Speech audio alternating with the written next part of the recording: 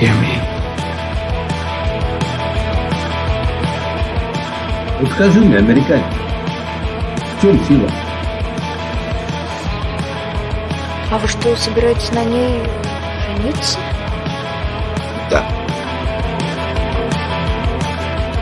Ух, красота-то какая, лепота.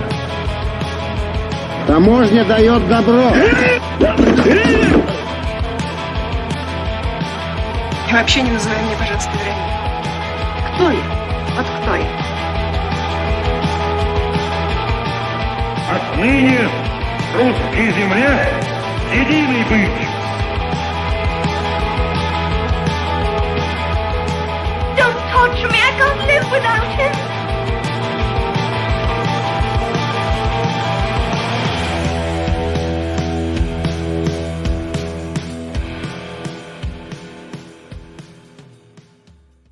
Hi, my name's Ali, and this is the Russophiles Unite podcast, where we watch Russian films and films with a Russian connection. As always, I am joined by a guest, and today my guest is Samantha Berkhead. Hi Sam, thank you for joining us. Hello, it's my pleasure. Okay, so before we talk about the film that we're going to be watching today, Sam, could you tell us a little bit about yourself? Yeah, so I am currently the news editor at the Moscow Times. I'm based here in Moscow, Russia, and I've been living here for about a year and a half. And yeah, mainly, I guess I write about culture and arts, but also just anything related to social issues or kind of general news? Yeah, general news, literally anything. Yeah, the Moscow Times was very much a staple of my life in Moscow as someone who's Russian. I mean, it's still not brilliant and certainly is incredibly rusty, but for the first few years that I was there, that it was basically non-existent. Just having some kind of like means of like finding out about what was going on, and you know, that was broader than just Western coverage of Russia, which is like very limited to kind of like the really, really kind of big deal stuff. So as far as journalism is concerned, is that something that you always wanted to do, or how did you kind of get into the profession? I mean, I studied journalism in college, and I mean, for me, it was just always knowing that writing was my thing that I was good at. And I mean, like, if I could write books, I would totally do that. But journalism seemed like a way to just like almost like help people become empowered to make changes in their lives by like giving them information like that's like free and, you know, fair and balanced. So yeah, I mean, journalism, that's pretty much where that took me.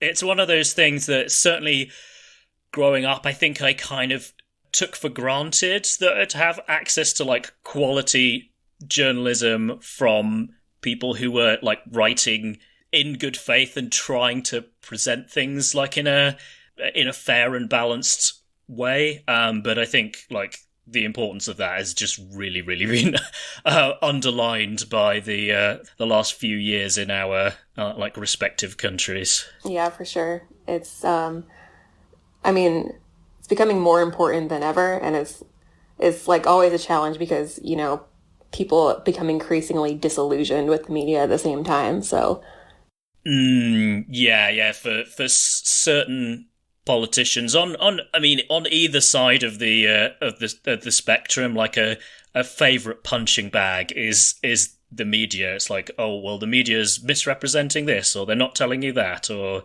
yeah. I mean, obviously, like anything, it's not perfect, but I think there are plenty of people working in the field who are just really doing their best to get information out there. So yeah. So I also saw that during your time at uni, sorry, I'm just doing the UK parlance rather than college, you actually spent a bit of time studying in Northern Ireland. I was really interested to ask about your experience doing that. It's true. Yeah. So how did that come about? And was your experience as a student in Northern Ireland like massively different to the States, or was it quite similar? I mean, basically, so I went to a university in the US called St. Bonaventure, and it's like a very small Catholic university. And like, I chose it because like 5 Pulitzer winners among their journalism alumni. But anyway, yeah. So St. Bonaventure has this thing, kind of like this agreement with other Catholic universities in Northern Ireland, and it's called like the Irish American Scholars Program. Yeah. And basically, like, I mean, if you get accepted to the program, you get to go abroad to a school in Northern Ireland, and the tuition is basically paid for. So that was, I mean, like, my family's Irish, and like, I've always, like, you know, had background there. So I mean, the chance to go there, it was just an obvious one. I mean, I didn't know that much about like the Northern Ireland, the ways in which it's different than the South. And like, you know, the American school system is like not great sometimes. And especially like, you know, I had no knowledge or awareness of like the Troubles or any of the sectarian conflict. So like, I mean, it really opened my eyes to that part of life for them and the ways in which it still affects people.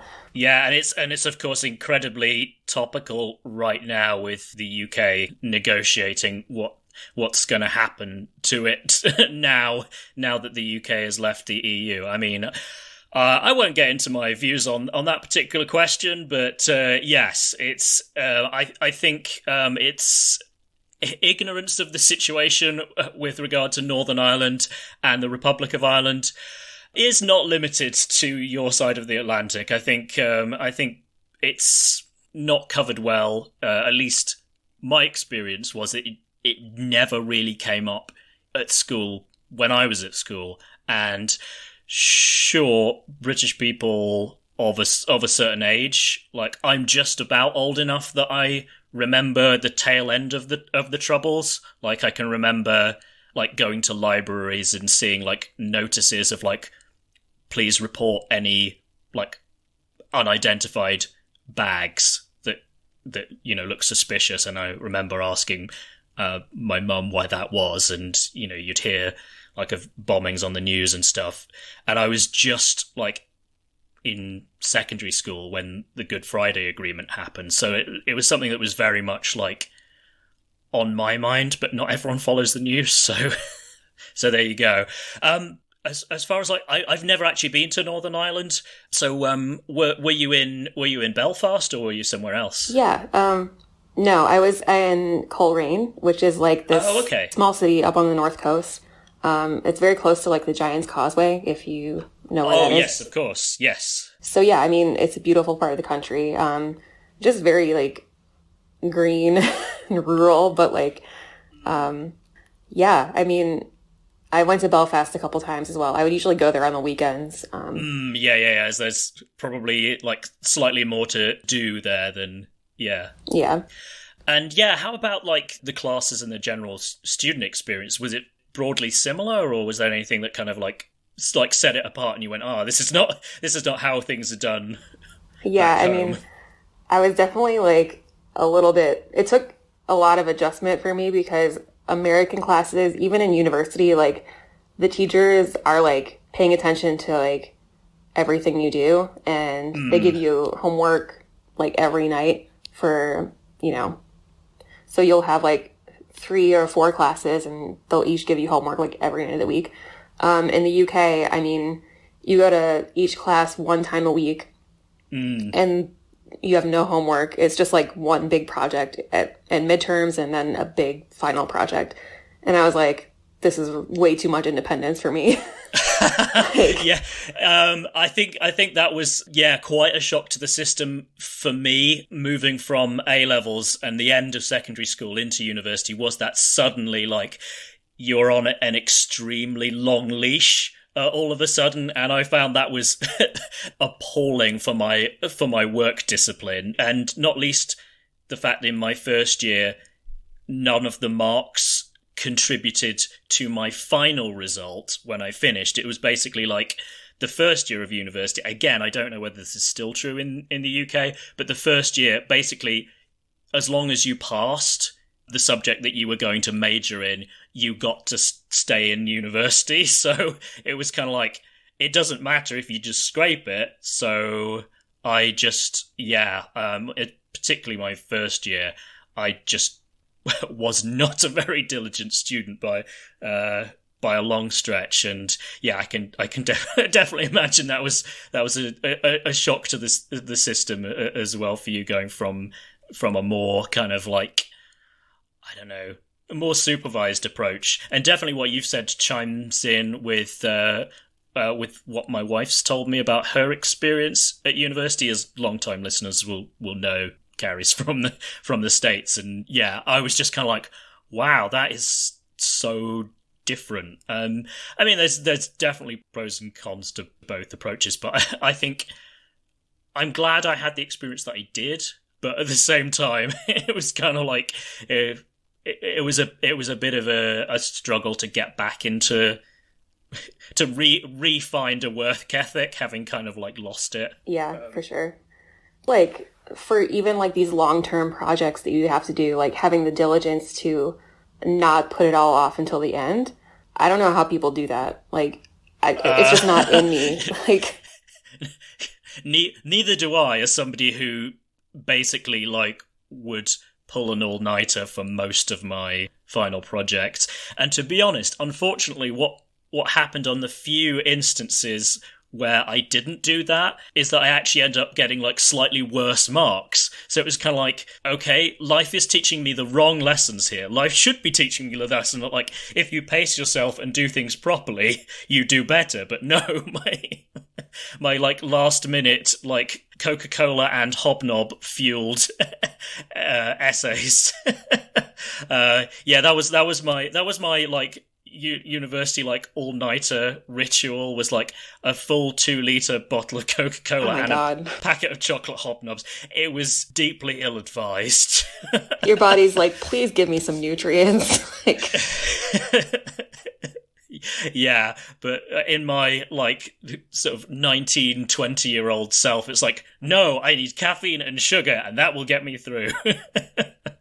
Oh my goodness, so irresponsible. But anyway, so moving on from university then, moving to Moscow and working for the Moscow Times, was there like an existing interest in Russia that contributed to wanting to do that, or was it more of a just like, it seemed like a good idea at the time?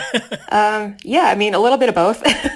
No, like, I have always been just fascinated with Russia stuff since I was like a child. Like, I think it started when I was like maybe 10 and the Winter Olympics were on, and I was looking at the figure skating, and I was like, I just saw like all these Russian figure skaters and they were amazing. And I was like, so just like spellbound by them. And, I think it started from there. And then eventually like I would learn about the history and the culture and the literature, and there's just so much richness in this country. Yeah, definitely. I think I had like very similar story. It was just like one of those places that for some reason was always kind of on my radar, and I knew that Russian literature was a big deal, and then I like read some at university, and that just kind of like meant that when I was looking for places to work as an English teacher, Russia just kind of stood out a bit more. So it sounds like a kind of a similar story. So you've been in Moscow getting on for 2 years now. How did you feel upon like just moving there? Did it surprise you, or like how did it compare with what you thought it might be like? I mean, I had been to Moscow once before in 2018. Oh, cool.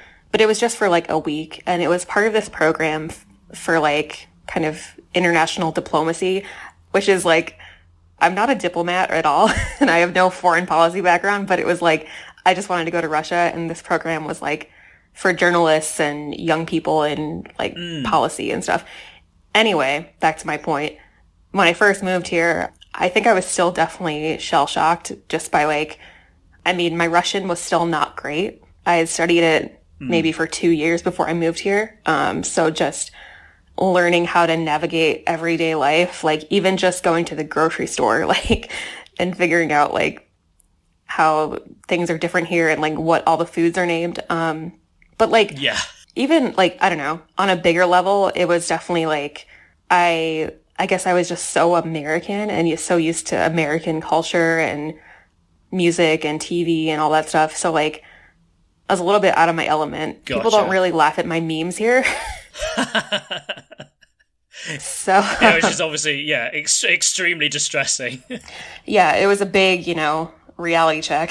Yeah, I can remember when I first came back to the UK for like more than a few days after I'd been working in Russia for a year. I can just remember like everything around me seeming like deafeningly loud because I'd had a year of like almost kind of like tuning out the conversations around me because I basically couldn't understand anything anyone was saying. So suddenly just, actually being able to like eavesdropping again, like even though you're not deliberately doing it, like you don't even want to know what they're saying, but you can't help but understand it. No, but it's just so, like you've had a year of like it just being effectively like to me background noise to suddenly being like, oh, I can what?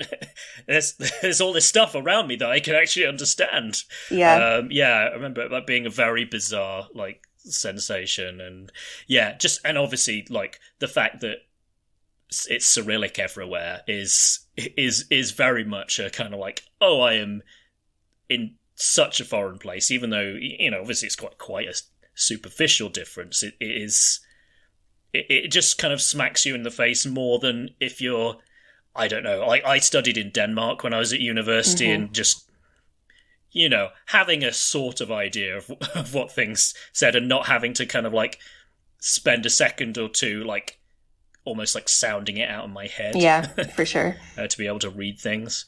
Okay, so in terms of the stories you've covered so far working at the Moscow Times, what have been the most interesting ones or your favorites so far? Well, I did a story this spring when it was at the height of lockdown and everything with the coronavirus, and I found out about this online orgy that's... Oh, yes, I think I did see that story. Yeah. So, I mean, basically it's this organization that usually runs these huge, like, sex parties in person, but, like, you obviously can't do that during a pandemic, so they switched to having these, like, mass orgies through Zoom, which is, like, I just thought it was, like, what? Like, that's so, like, amazingly unique, and, like, that's the kind of story that attracts me, like, just things that are, like, so like attention grabbing and like just like things about Russian life that people outside of Russia don't expect. Or I really liked doing that story. I actually I went to the event in question and my eyes were opened to a lot of new horizons. But no, it's a great story because like it is like this really cool environment that they have, because it's like all about exploring your sexuality and like knowing your boundaries and respecting your boundaries in like a safe, controlled environment, which is like, obviously great. So that was good. I suppose the people like setting it up probably have to work quite hard to make sure that it is like an environment where people are treating each other with respect. Yeah, of course. Yeah. They were like, they have like kind of like this moderation system and everything. So, yeah. And like for me, for example, like, I love my face, but I didn't really want to be showing my face in this Zoom call. So I just had my video off and that was totally fine. Okay. Interesting. Yeah. So obviously right now with the pandemic, traveling, I'm guessing is really quite difficult, but yes. Prior to the year that is 2020, had you had much of an opportunity to travel outside of Moscow? It's kind of ironic because I feel like I've done more traveling in Russia this year because I've been stuck inside the country. Sure, right. But let's see. I've been to St. Petersburg a few times. It's always great. And then this year I went to this place outside of Moscow in the Kaluga region, and it's called Nikola Lenovitz, and it's like this massive art park in the middle of nowhere, basically. I saw your story on that. That looked very cool. It's a really cool place. And I saw you'd also been out to Baikal, which yes. is something I always meant to do and then never got around to it. So, how was that? Yeah, it was amazing. That was kind of my fear, that I would live in Russia and never go to Baikal. So I was like, I'm just going to do it now because, like Drake said, YOLO. Sorry, that's like a 10-year-old reference, but it's fine. Whatever. Yeah, Baikal was just magical. Yeah. It's one of my big regrets about my time in Russia was that it was something I just kind of kept putting off, and then suddenly I had to leave, and that was just something I'd never got around to. So I'm hoping one of these days I'll get back to Russia and go out there. So yeah, and your photos from there just looked absolutely as incredible as I would expect it to look. Breathtaking. Yeah. Oh, cool. Well, I'm really glad that you managed to get out there. So we should probably move on to the film that we're actually going to be talking about today, which is Anastasia. I'm trying to decide what pronunciation even to go with. Probably Anastasia Once Upon a Time, although I guess the Russian pronunciation should be more like Anastasia. Yeah. But, so this has actually had some coverage in the Moscow Times, shall we say. Yeah, I mean, the people were speaking about it on Twitter. The people were at Twitter, so I wrote all about it. Yes, it's to say that reception to it has been mixed in Russia might be a bit of an understatement. I think saying it's been mixed is giving it a little bit of a generous characterization. But yeah. Yes. So I saw that there's even been hashtags on Twitter of hands off Anastasia and hands off our history. So it seems like it's really touched a nerve. Yeah. And rightfully so. I mean, from what I've seen of the movie so far, it's it doesn't really respect Russian culture or the Romanovs in any way that's I don't know. They kind of deserve better, even though you can have your opinions about the Romanov family. Oh, of course. And, believe me, I do. Yeah, we all do. But showing Anastasia eating spaghetti out of her hand is a little bit, come on, guys. She was a princess. Yeah, say what you want about royal families in general, but generally they are not slouches when it comes to etiquette. Yeah. Yes, that just seemed like a bizarre decision. I read your article and I watched the trailer, and definitely there were quite a few bang your head on the desk moments, even in that short couple of minutes. So I guess the question is why are we even covering it on this podcast? And if I'm being brutally honest, it's just because it's being talked about. So I kind of thought the least I could do is actually watch it, and I really appreciate you taking the time to endure what's probably not going to be a fabulous experience. So yeah, I'm grateful that you were up for it. And I should say, our previous guest, Michelle Birdie, who's your colleague, Sam, at the Moscow Times, kind of put you up to it. So yeah, I guess you've got her to thank. Exactly. I'm just suffering for my art. That's all. Yes, which is obviously an important rite of passage for anyone in a creative profession, definitely. So yes, basically I made the mistake of putting whether I should watch this film to a Twitter poll, and it was a resounding yes we should. And yeah, obviously, as everyone knows, Twitter polls are binding, so I guess we're stuck watching the film. Yeah. But yeah. Twitter correspondent, I guess, Ian Garner, actually, when I announced the results, replied, "I highly recommend you don't do this." So, what have we got ourselves in? He tried to warn you.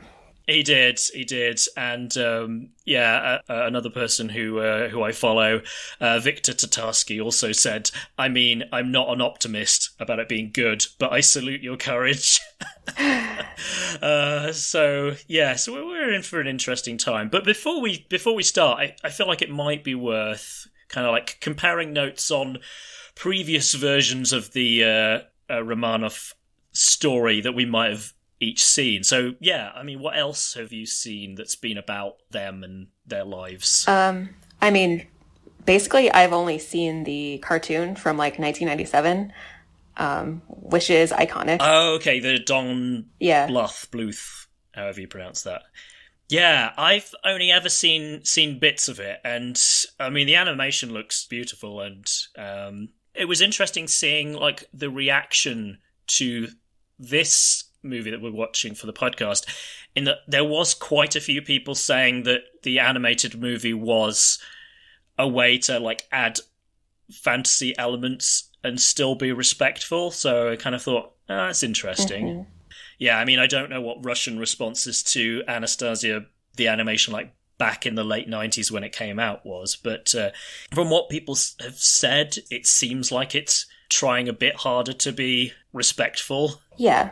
And I mean, from what I remember 20 years ago, you know, it never resorted to these like lazy stereotypes about Russia that, you know, we're kind of seeing now. Yeah, I can definitely, from what I saw in the trailer, it did seem to be like leaning heavily into like, oh, aren't Russians weird and funny? Which is just never a good way to be talking about other cultures. It's just sloppy. So, I mean, maybe we'll be... Yeah, like they're not backwards. No, right.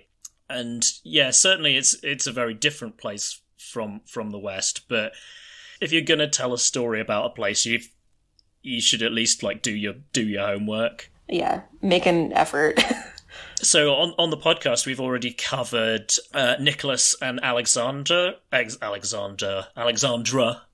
which is like a 3-hour epic from the early 70s. Another version I have seen, which I might eventually get around to covering, was that there was a 90s HBO TV movie with Alan Rickman as Rasputin, basically telling the Rasputin story. Oh, go figure. Yeah, the subtitle was Rasputin, Dark Servant of Destiny, so... I love that. I'm signed up. I'm first in line. I'm getting my tickets right now. Yeah, so that one is a very mixed bag. I mean, Alan Rickman is just too damn handsome to be Rasputin, which is a bit of a fundamental problem. I mean, it does seem like Rasputin, if the stories are to be believed, certainly was a person that many women found attractive, but certainly the photos don't, like, it's kind of like, oh, well, you obviously had to be there because he just looks like a very weird man. Listen, we've all got our separate tastes. Everyone's into different things. I'm not here to judge. Indeed, yeah. Shouldn't be yucking someone's yum and all that. But some women love beards, like the unkempt, unshowered thing, I guess. But yeah, that's a weird movie. But I suspect even that was it was better than what we're about to put ourselves through. But hey, yeah, we're not prejudging in any way. Right, so we should get on with this then. What we like to do as we launch into the film is say a little bit of Russian, and the little bit of Russian that we say is "Поехали," which just means like off we go. So, right, yep. Okay, so 3, 2, 1, Поехали.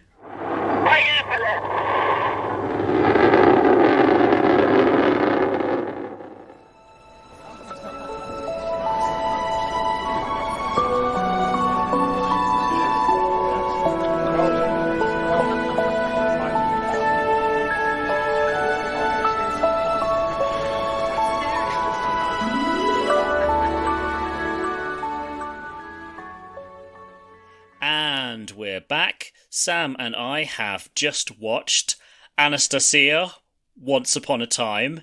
And before we let you know what we thought of it, Sam's going to give us a quick rundown of the plot. So if you haven't watched it yet, and you don't want to know what happens, this is where you should pause the podcast, go away and watch the film, and then come back. So, spoiler alert. Okay, with that out of the way, over to you, Sam. What is this movie? So the year is 1917, and the Imperial Romanov family are just living their lives and attending balls and doing things that they do. Rasputin and Anastasia are close friends, and best buds.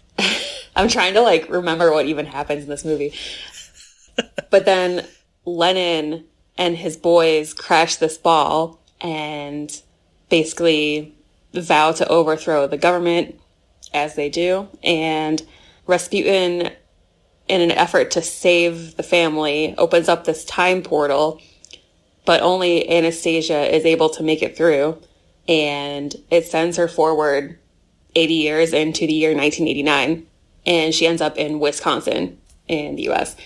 And basically, she kind of wanders around and she finds this girl who's about her age, and she kind of follows her around.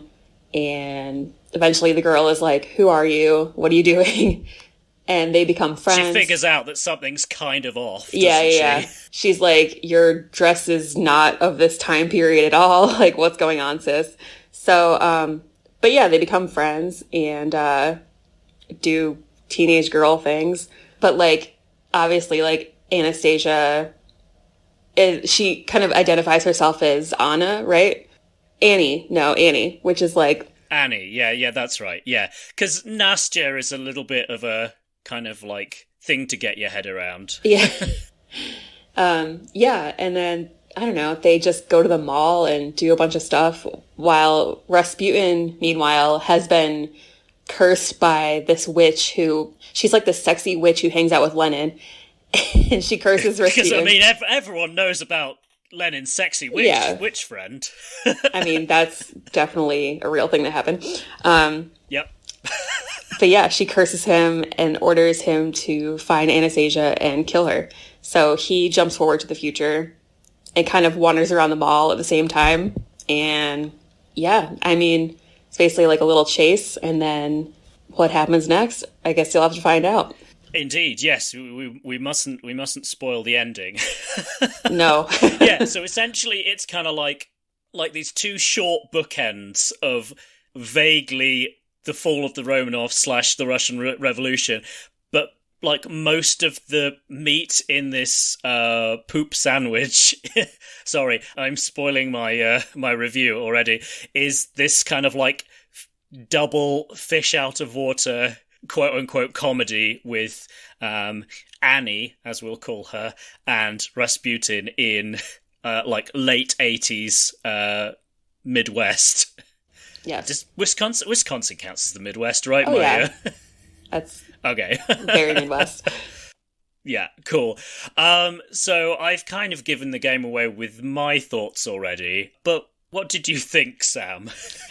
So I actually, as the movie was playing, I was, taking notes on my phone in my notes app. And the first thing I wrote was, "It's probably for the best that I don't have access to the nuclear codes."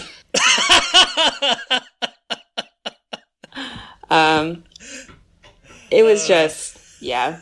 So yes, it's a good thing that most people don't have access to the nuclear codes. But can you elaborate? Is this some kind of preemptive self-strike before, so you can wipe out the West before Russia does it for us? Probably, yeah. Or just specifically target this movie studio and everything in its periphery, and or just the entire world. I think humanity at this point, maybe it's a lost cause,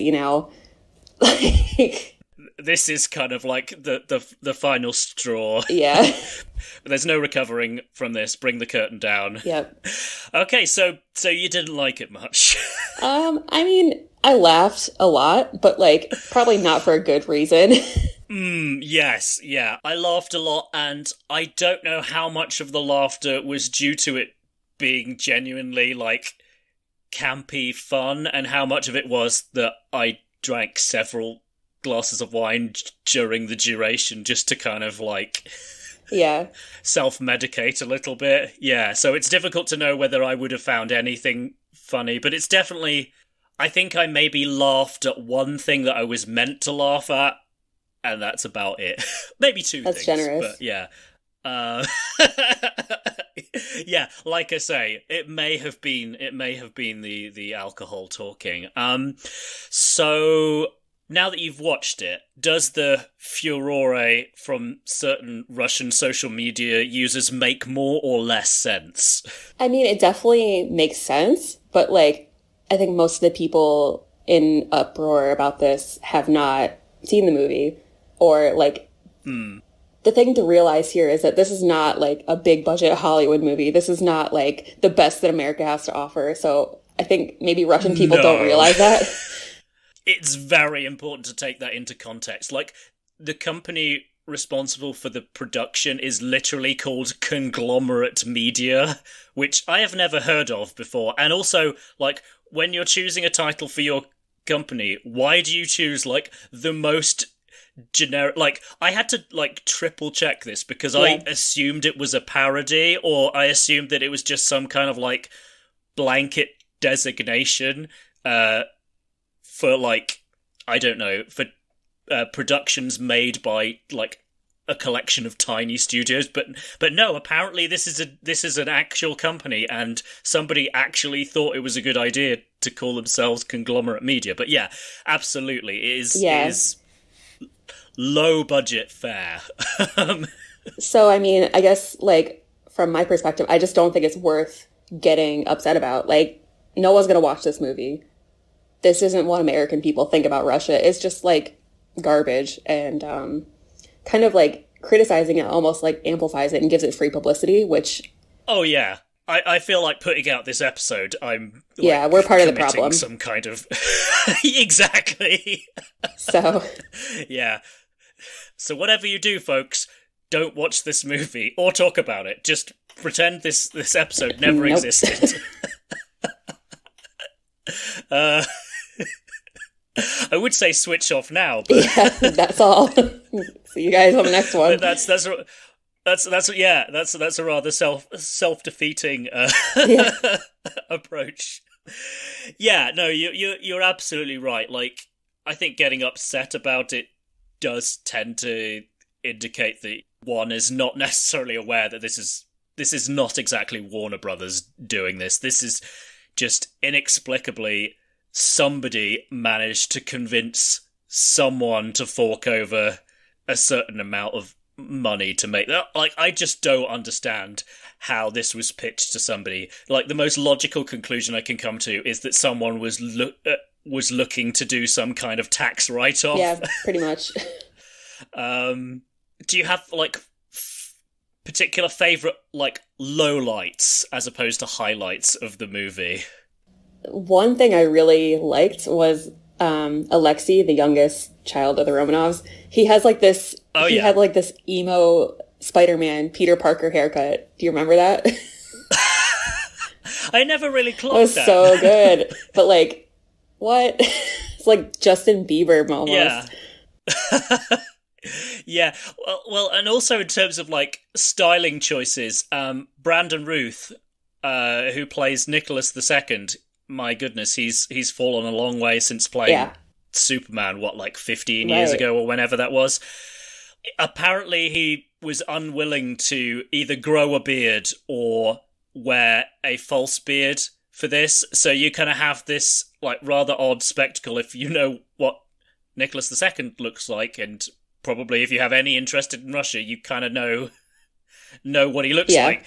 He has no beard. He is incredibly smooth shaven, and it's just like, okay, that it just seems like a very basic, if you're having this character be in your movie, like at least kind of try to make him look sort of what he looked like.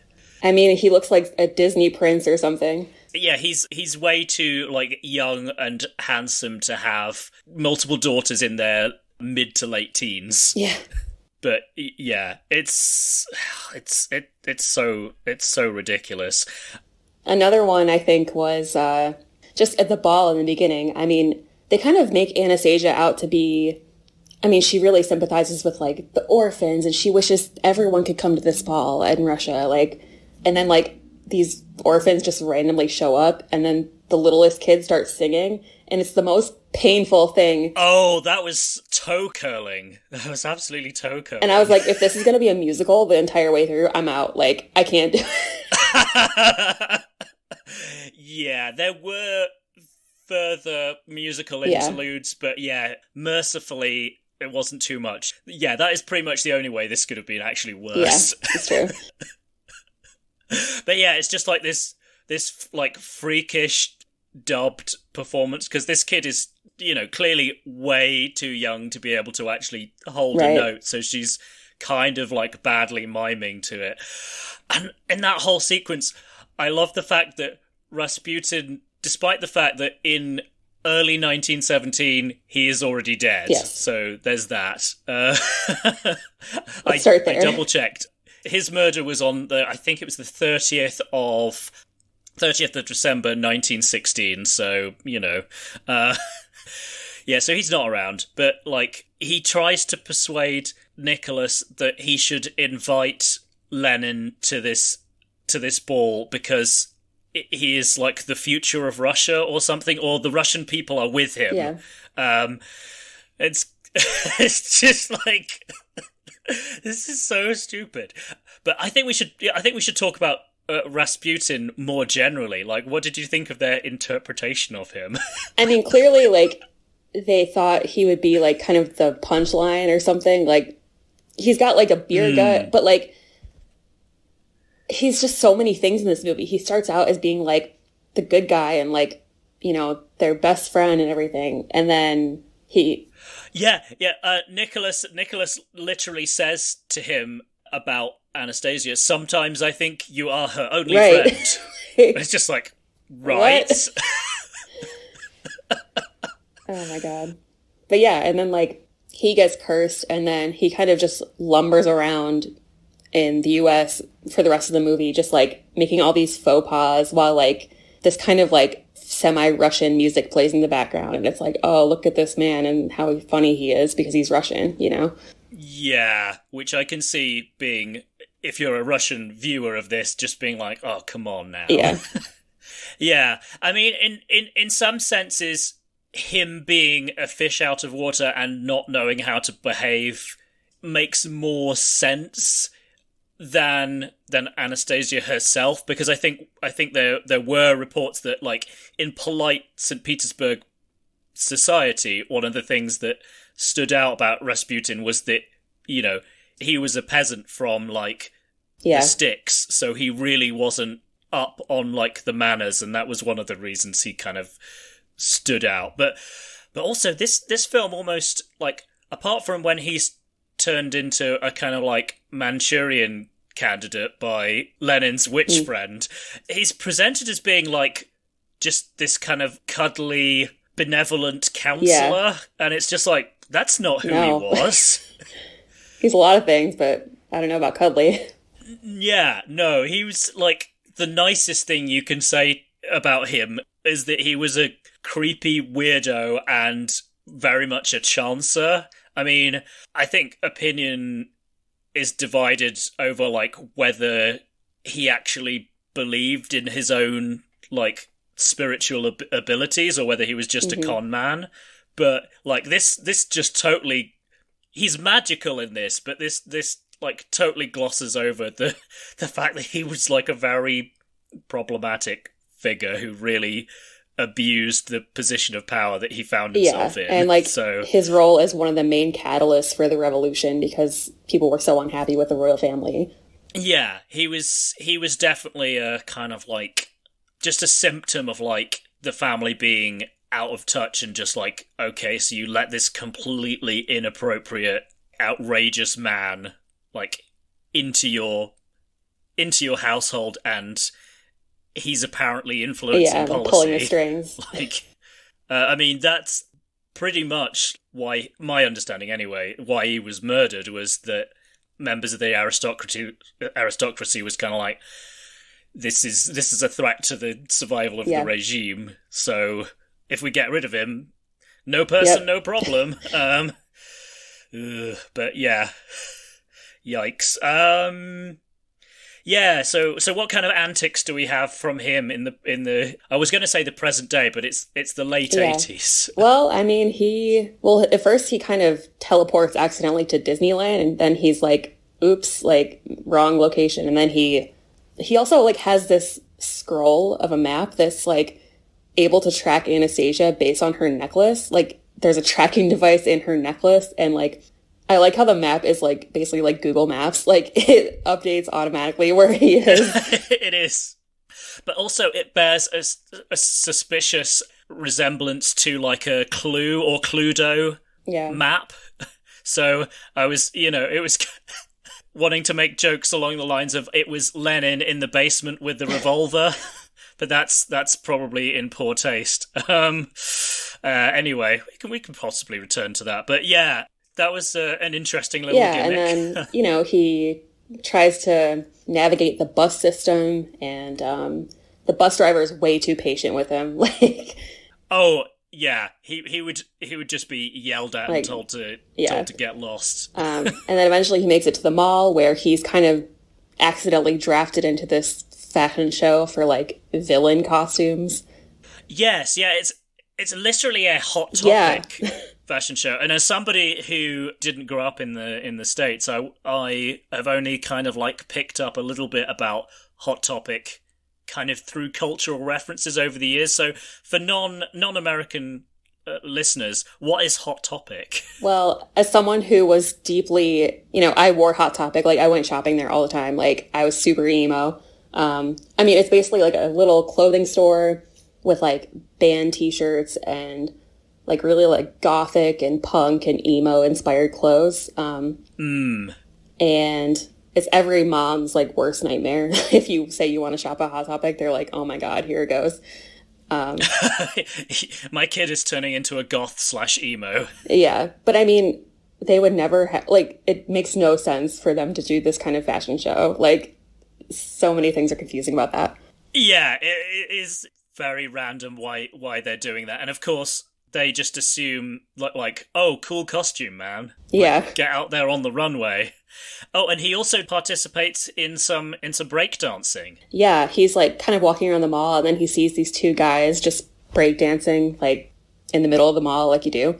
And he's like, hey, I'm gonna show you my dancing skills. So, like, he kind of starts doing this, like, Russian dance thing to show off, and then he tries to start imitating the breakdancing, and it's just a mess. It's just so uncomfortable. Yeah, it's like him spinning slowly round in circles on his backside. Yeah. Because, breakdancing's hard. I guess at least they didn't, like, crappily, like, sub in a dancer. Like a body double? A body double who was, like, skinnier and oh my God. could actually breakdance. That'd actually be kind of sweet. Yeah. Yeah, and how about Annie? What does she do to amuse herself in her newfound late 80s American home? Well, she and her newfound friend, whose name is Megan, I think, like, they play on, like, this derelict playground, and she learns how to ride the swings. And then they go to the mall, naturally, and they try on a bunch of clothes. Yep, there's, like, a little fashion montage. It's like a half an hour. It's like... Yeah, you do feel like they're, like, padding for time quite a bit. Yeah. And then they randomly stumble across this, like, concert of this pop star in the mall, and, like, they sneak to the backstage part somehow, and then they end up on the stage with the pop star, and, like, the singer is just like, oh, hey, you guys are here. This is so cool. And they, like, they try to dance, and it's, like, the worst thing ever. And then the pop star goes and hangs out with them and goes shopping with them for, like, an hour after this concert. Yeah, and she's, like, their best friend all of a sudden. Yes. I also want to point out that I think, like, probably, like, 90% of this movie's budget was spent on acquiring the rights to use Time After Time by Cyndi Lauper. Like... I was very surprised that they got that song in there. Yeah. There's also, we see not one, not two, but three movies playing in the background during the runtime of this film. So you have Megan's parents watching the, I think it's 1931 Bela Lugosi Dracula, just of an evening. I mean, this film is set in October, so maybe we can do some headcanon and assume that they have a family tradition of watching spooky movies in October. That's the only possible explanation. Yeah. I mean, I don't know. I mean, I guess in the late 80s you probably had more, like, classic movies playing on, like, regular terrestrial TV than you might do now. I don't know. But anyway, so you have that. At one point, Megan and Annie watch Dirty Dancing, which, you know, fair enough, it is the late 80s. And we also have Back to the Future, which I guess if you're feeling super generous, and, you know, why not, then you can think that's the filmmakers going, aha, a nod to a time travel movie. Haha, how clever are we? But yeah, I do feel like it's probably foolhardy of the movie to be kind of inviting comparison to three movies that are way better. Like, worlds better. Yeah. Oh, my goodness. I mean, I feel like it was their attempt to, like, be like, this is this time period, we are in the 80s. Like, because there was no other indication other than, like, maybe some set design, but, like, they don't discuss at all, like, the fall of the Soviet Union that's about to happen, or, like, any of the current political context. Yeah, which, I mean, in a way, I can kind of understand, because I suppose what we should say is, I probably should have brought this up earlier, but who do we think this movie is actually for? I think it's probably, I think it's aimed at, like, little girls and, like, suburban America. Yeah, very much. I would think it's, like, preteen girls, because I guess they tend to have, like, heroines who are slightly older than the age of the intended audience, so they're kind of looking up to them. But yeah, I think in that context, like, a lot of the decisions to not get into the heavy politics make sense. But then, like, why have a story that's in any way connected to the Russian Revolution? Because that's pretty much as heavy a political topic as you can have. I guess it's just they like the idea of having Anastasia as a princess, and it's kind of like, well, we want her, so we kind of have to build everything around that. Oh my goodness. Also, I feel like the movie is maybe kind of invoking Hocus Pocus with its Halloween sequences. A little bit. So, yeah, we have Megan and Annie hanging out at a Halloween party, and they go through a haunted maze. And the only reason I bring this up is that I think the writers really missed a trick in that whole haunted maze by not having a spectre of communism appear, because that was they clearly should have had that. It would have been genius. Or the Red Scare or something. Yeah. Come on. Yes, yeah, that would have worked. Maybe we should just make this movie over again. It would be, like, so much better. Yeah, I'm disappointed that they didn't come to us to, like, punch up the script, because, you know, I think it's nearly there. There's a few kind of flourishes, and, I mean, it'll be, like, at Sundance next year. Where do we even go from here? I just feel like it was less of, like, a movie and more of a series of painfully uncomfortable things that just happen. Like, they're just kind of events. Yeah, there's a very loose plot thread tying it together, but it will kind of snap at any moment. Yeah, absolutely. Would you recommend this to people to watch as, like, a campy, ridiculous, fun thing to watch, or does it not even qualify for that? Honestly, like, I mean, I'm a bad movie enthusiast. Like, I love terrible movies, and, like, I thought a lot about whether or not this has any, like, value in that. And I honestly, like, I don't think it does. Because, like, so no, to answer your question. Because, like, enough.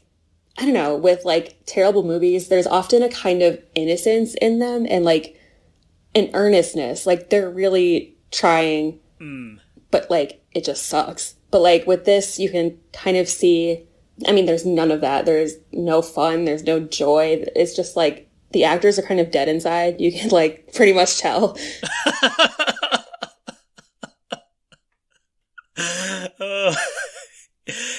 Yeah, yeah. I mean, it's definitely lacking some glee. I thought at times maybe Megan's mum was having some fun with it, but yeah. I did like the Mean Girls. I feel like those were the best part. Oh, yes, yeah, because that was one of the things that unites Megan and Annie is the fact that neither of them has any friends. I think that's the whole reason that we have the line earlier on of Nicholas saying to Rasputin, sometimes I think you are her only friend, and all the Russian accents are like sub-Borat. It should be said. Yeah, just as a side note. Sometimes I couldn't understand what they were saying. Yeah. That's actually a thing. Definitely, I should have also mentioned is particularly in the early Russia sequences is the mixing is so bad that like the terrible schmaltzy music is often like turned up so high you can't really make out the dialogue, which in some ways is a mercy, but it's also kind of annoying that it's like this might be important. But is any of it really important? It probably isn't, but no. So, as far as like treatment of historical figures, I mean, we talked a little bit about how we can kind of understand why Russians would be upset, but at the same time, I think that's almost like taking the movie too seriously.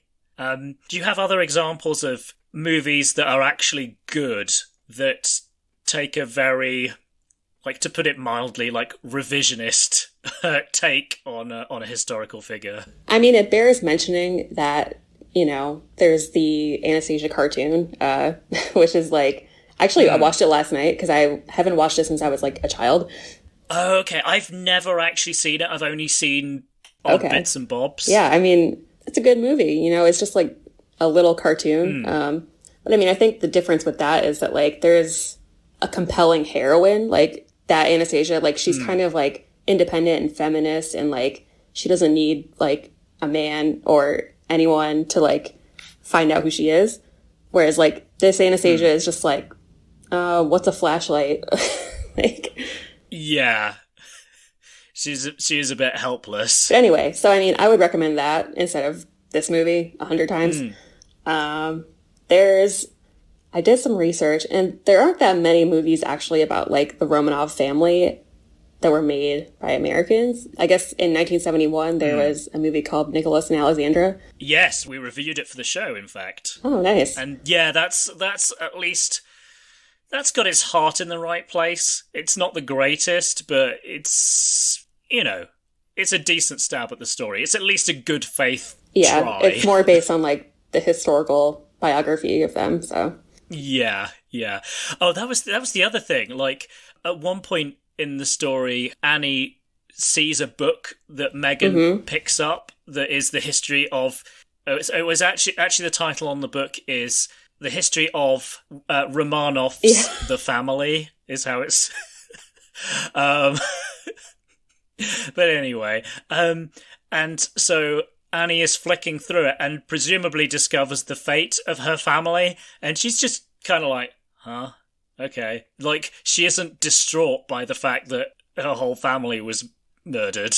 She's just kind of like, takes it in a stride, which was a weird choice. On the other hand, like we were saying, this is a movie for, like, 8, 9, 10-year-olds, so maybe having, like, massive amounts of grief over an atrocity is a bit heavy, but I don't know, I feel like some kids' movies do touch on, like, parent death and grief and stuff in age-appropriate ways, so...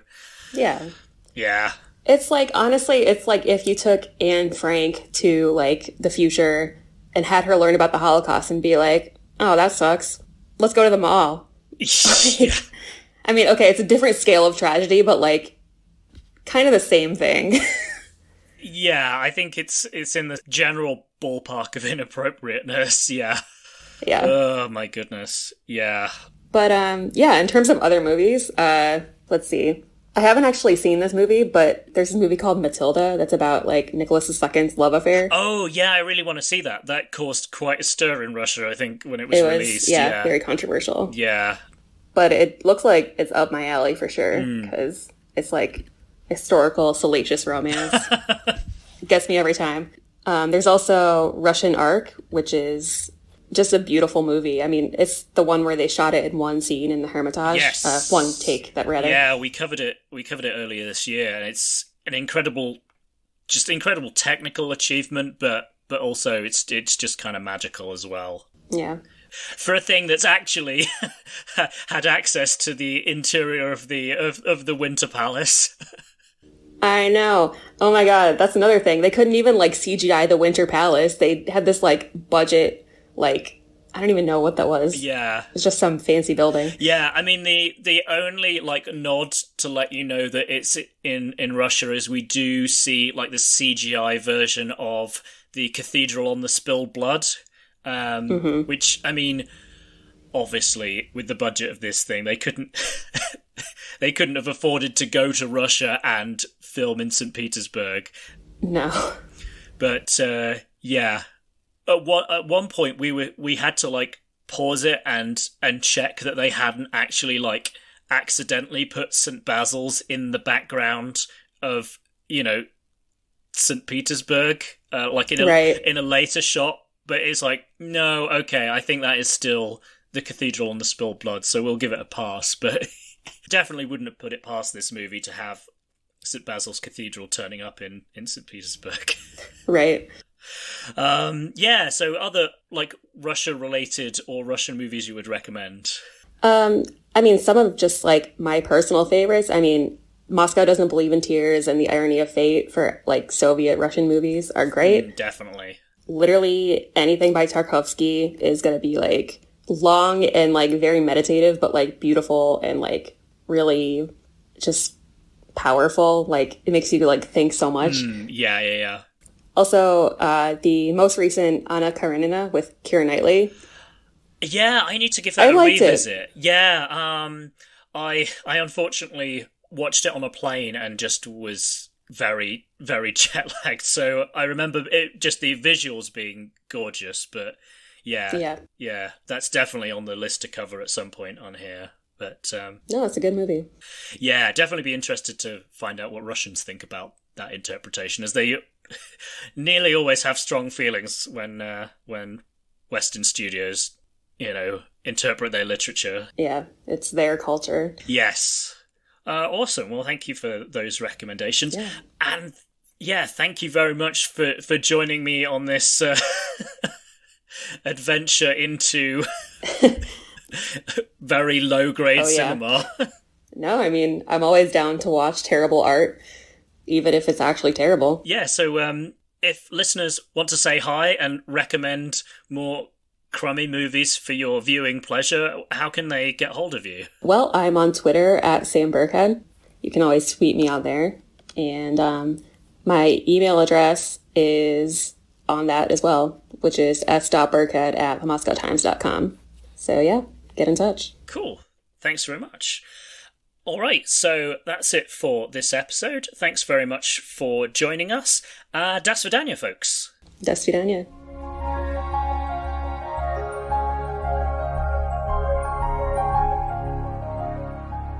So that's it for this episode, but before I go, I'd like to thank Sasha Ilukovich and the Highly Skilled Migrants for the use of their song Cold in our intro. You can find that song and the rest of their back catalogue on Bandcamp and Spotify. If you're enjoying the show, please consider supporting us by leaving a rating at Apple Podcasts or at podchaser.com. That second one, Podchaser, even lets you rate individual episodes, so if this episode particularly stood out to you, you can let other listeners know that you enjoyed it. Recommending the show on social media is hugely helpful as well. If you can spare a moment or two to do that, it would really make my day. Thank you very much. Speaking of social media, please find us and say hi on Facebook, Twitter or Instagram. You can also drop us a line at roosefilsunite@gmail.com.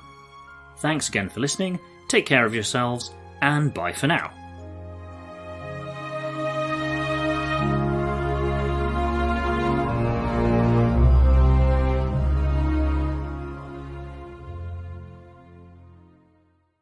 #PodRevDay. That's PODREVDAY.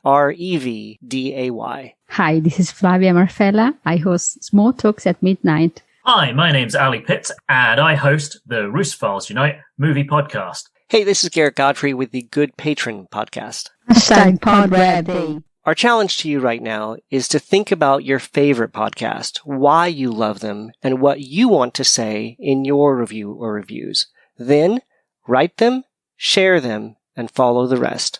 Podcast Review Day, celebrated on the 8th day of every month. We get to thank the podcasters that make the shows we love by posting reviews.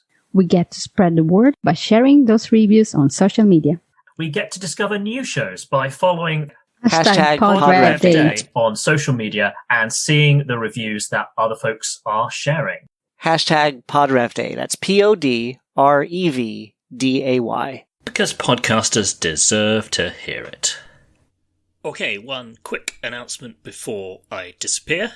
As you may already know, if you're listening from the UK, you can now support the show by picking up a book from our bookshop.org affiliate store, which includes a selection of books that I have personally curated, if you like.